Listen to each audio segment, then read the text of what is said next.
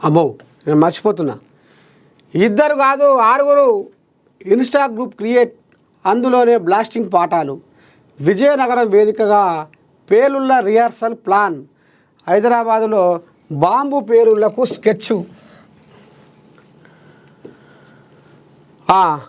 ఎక్కడి నుంచి సమకూర్చారన్న కోణంలో నిందితులకు నిధులు, ఎవరు ఎక్కడి నుంచి సమకూర్చారన్న కోణంలో వారిని విచారించాల్సి ఉందని పేర్కొన్నారు.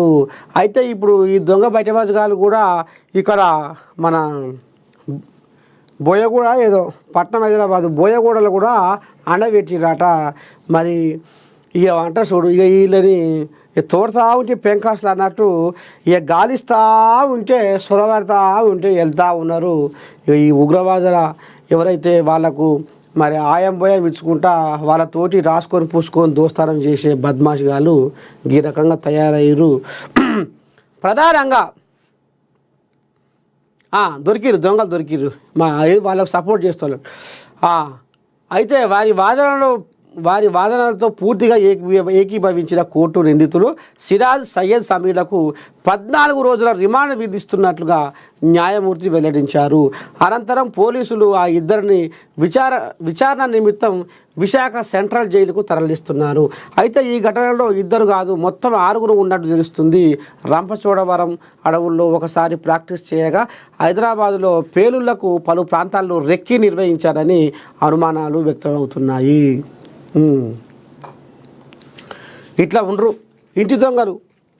మరి ఈ బద్మాషిగాళ్ళు ఇవాళ అంత పాకిస్తాన్ మీద వాళ్ళకి అంత జిమ్మ, అంత పానం, అంత ప్రేమ, అంత అభిమానం ఉంటే మరి అక్కడనే ఉండి సావక, అక్కడనే ఉండి బతకక ఇక్కడ భారతదేశంలో అడుగుపెట్టి భారతదేశంలో సంసారం చేసుకుంటా మరి ఇక్కడ పొట్ట బట్ట మరి పూటల్లో తీసుకుంటా ఇక్కడ ఈ జనాలను ఎందుకు పగబట్టి ఈ రకంగా చేయవలసి వస్తుందో ఈ మూర్ఖులకు ఎటువంటి శిక్ష వేసినా తప్పులేదులా. ఇటువంటి వాళ్ళు పోయి పాకిస్తాన్లో బతికితే బాగుంటుంది కదా.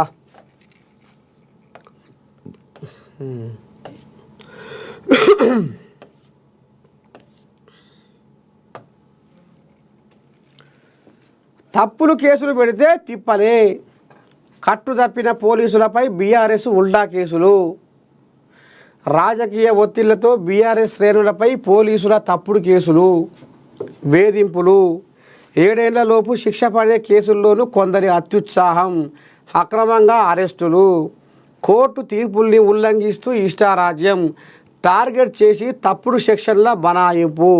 కార్యకర్తలకు అండగా బీఆర్ఎస్ లీగల్ సెల్, ఐఓ మొదలు డీజీపీ వరకు నోటీసులు. రాజకీయ దురుద్దేశంతో అక్రమ కేసులు పెడుతున్న పోలీసులపై న్యాయ పోరాటం. సామాన్యుడికైనా కాకీలకైనా ఒకే చట్టం. అనేక సందర్భాల్లో న్యాయస్థానాల తీర్పు. ఇక ఇప్పుడు మళ్ళీ దుకాణం ముంగటేసుకోరు వీళ్ళు. ఎందుకంటే వీళ్ళకు ఏ వంకంటే ఏ వంక అన్నట్టుగా ఏదో ఒకటి దొరకాలి కదా.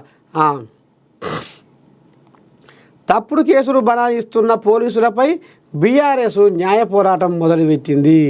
వివిధ సందర్భాల్లో పోలీసులకు న్యాయస్థానాలు మొట్టికాయలు వేసిన తీర్పులను అస్త్రాలుగా మలుచుకుంటున్నది. బీఆర్ఎస్ శ్రేణులను వేధింపులకు గురి చేస్తున్న పోలీసులపై రివర్స్ కేసులు పెడుతున్నది.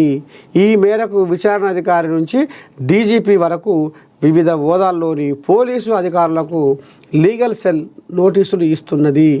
ఇప్పటికే 30 కేసుల్లో నోటీసులు జారీ చేసిన లీగల్ సెల్ మరిన్ని కేసుల్లోనూ ఈ అస్త్రాన్ని సిద్ధం చేస్తున్నది. రేవంత్ రెడ్డి ప్రభుత్వం ఏర్పాటైన తర్వాత రాష్ట్ర వ్యాప్తంగా బీఆర్ఎస్ నేతలు కార్యకర్తలపై దాడులు మొదలయ్యాయి. ప్రభుత్వ పెద్దలు అధికార పార్టీ నేతలను ప్రసన్నం చేసుకునేందుకు తప్పుడు సెక్షన్లతో అక్రమ కేసులను బనాయిస్తున్నారని వీళ్ళు ఆంబయ వెళ్ళబోసుకుంటారు. జాన్సన్ నాయక్పై కేసు. 2023లో బీఆర్ఎస్ నేతను అడ్డుకొని కాంగ్రెస్ దౌర్జన్యం. జాన్సన్కే ఉల్టా నోటీసులు జారీ చేసిన ఉట్నూరు పోలీసులు. ఇక వీళ్ళు సొక్కం పూసలు, శుద్ధ పూసలు. వీళ్ళు గతంలో 10 ఏళ్ల రాజ్యంలో అసలు పోలీసుల రాజ్యం వచ్చి నడిపియలే. అసలు ఎట్లా చేసిందంటే పరిపాలన రామ సక్కదనంగా చూడ సక్కదనంగా ఆకాశం వచ్చి ఆరతి పట్టి భూదేవి లేచి వచ్చి సిగ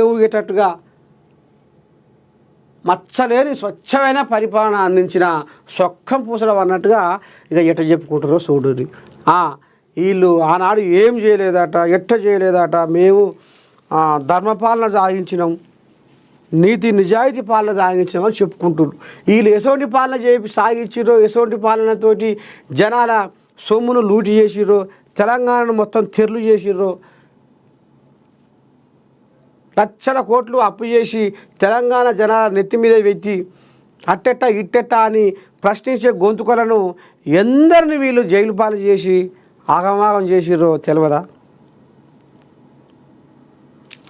ఇప్పుడు మళ్ళీ వీళ్ళు ఏమన్నా అంటే సొక్కం పూస పలుకులు ముంగడేసుకుంటారు.